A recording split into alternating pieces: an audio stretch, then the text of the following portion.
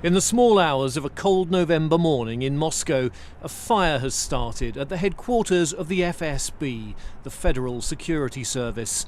The main entrance to the building, once a notorious KGB prison, has been set ablaze by a man dressed in black. Pyotr Pavlensky poses for a photo before security officials arrest him. His partner, Oksana Shaligina, explains what's behind his actions. What Pyotr does, his performances, is a fight for people to understand what political art is. He works with the mechanisms of power, mass media as a mechanism of power, the church, the government, the FSB. This action is particularly relevant because a supposed terrorist threat against Russia is now looming. This was just the latest in a series of protests employing shock as a political tool. In July 2013, Pavlensky staged a picket with his lips sewn together in support of Pussy Riot, a punk group who'd been jailed for a protest against President Vladimir Putin. The following year, he lay wrapped in barbed wire on the streets of St. Petersburg. His point? He viewed Russians like cattle on a farm, enmeshed in repressive laws that gave them no freedom beyond consuming and multiplying. And in the same city, he mounted this protest called Freedom in support of the revolution in Ukraine. Right now, criminal proceedings which began due to this event are still ongoing. This is where some wheels and the metal sheets were lying, and the guys were smashing them with rods. It was 8 o'clock on a Sunday morning.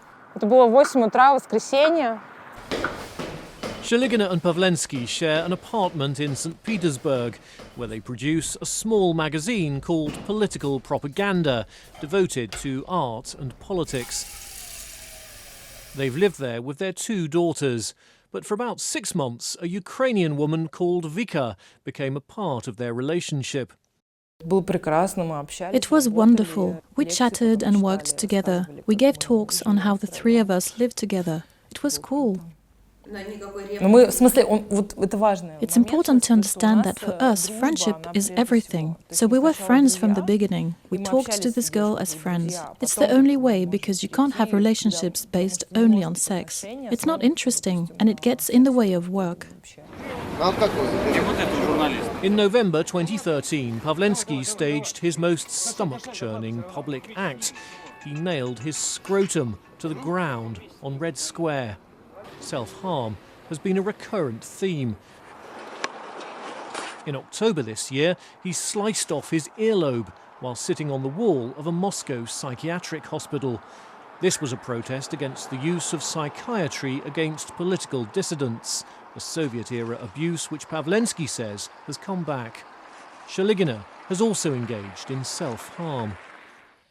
We had begun an open relationship, but we had an agreement that we would say if we suddenly wanted something else or to be with someone else. I broke my word. The price for that word, which I chose, is this. I cut my finger off as the price of breaking my word. For Pavlensky, the price of his actions is the loss of his freedom. On November the 10th, he was brought before a Moscow court on vandalism charges. The result of his latest performance could be up to 2 years behind bars.